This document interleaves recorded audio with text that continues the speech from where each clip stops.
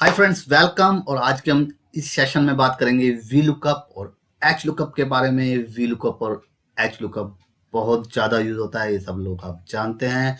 अगर आपको V lookup पहले से लगाना आता है तो आप जरूर देखिए, और नहीं लगाना आता है तो आप ज़रूर देखिए। तो कैसे वी लुकअप और एच लुकअप का हम आज यूज़ करने वाले हैं, इसमें हम वी लुकअप और एच लुकअप की कुछ लिमिटेशंस भी बताएंगे, और लिमिटेशन बताने के बाद उनको कैसे सॉल्व अप करना है ये हम अपने नेक्स्ट चैप्टर के अंदर क्लियर करेंगे। तो हम वी लुकअप, जैसे ही नाम से पता लगता है, वी लुकअप का मतलब होता है वर्टिकल लुकअप, यानी कि अगर हम वर्टिकल एक्सिस के ऊपर कोई पर्टिकुलर आइटम को ढूंढना चाहते हैं तो हम वी लुकअप का यूज करेंगे, और अगर हम हॉरिजेंटली ढूंढना चाहते हैं तो हम एच लुकअप का यूज करेंगे। तो अब सीखते हैं कि वी लुकअप और एच लुकअप किस तरीके से लगाए जाते हैं। पहले क्वेश्चन में पूछा हुआ है कि how much is the sales belong to order ID, यानी ऑर्डर आईडी और ऑर्डर आईडी का मैंने नंबर दिया हुआ है। तो ये मेरी ऑर्डर आईडी का नंबर है। मैं देखना चाहता हूँ कि मेरी इस ऑर्डर आईडी की पर्टिकुलर इस एरे के अंदर कितनी सेल वैल्यू है।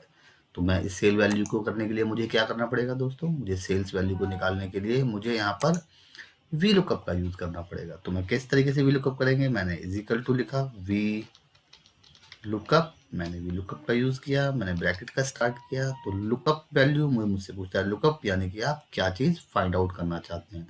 तो मैं इसके अंदर ऑर्डर आईडी पर्टिकुलर, ये वाली ऑर्डर आईडी फाइंड आउट करना चाहता हूँ, कि यानी कि इस पर्टिकुलर सेल के अंदर जो कुछ भी ऑर्डर आईडी लिखी होगी वो मेरी उसका रिजल्ट बताएगा, यानी कि उसकी सेल की वैल्यू बताएगा। तो मैंने इसके बाद कॉमा का साइन लगाया। ये मुझसे पूछ रहा है टेबल एरे।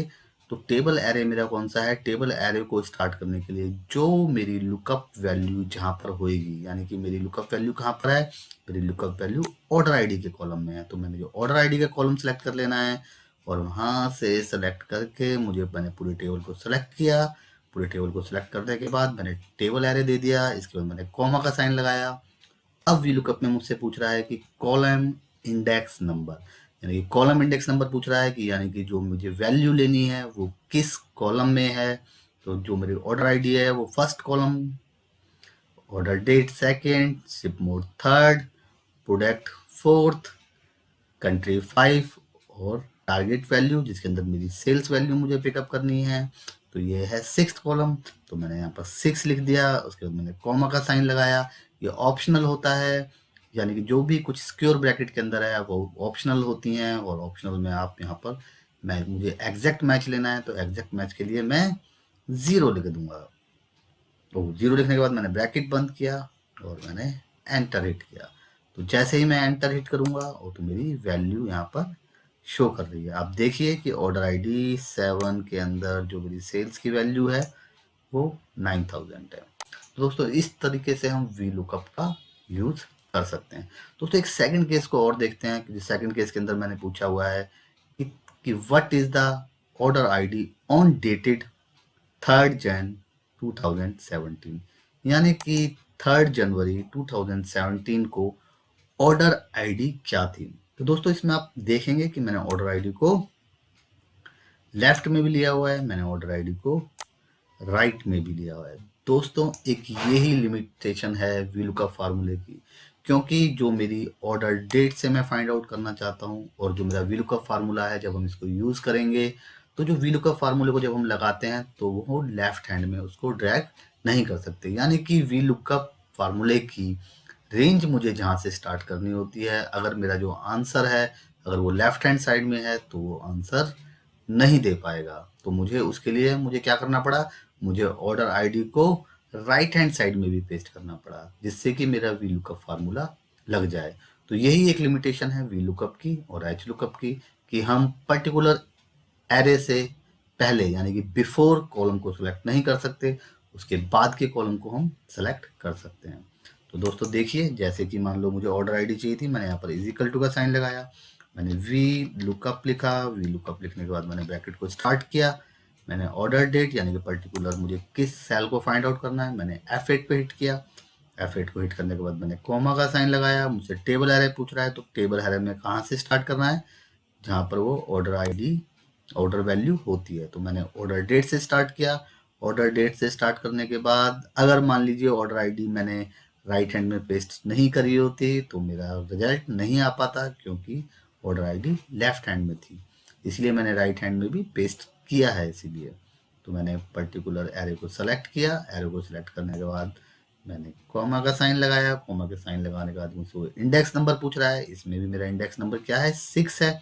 1 2 3 4 5 और 6।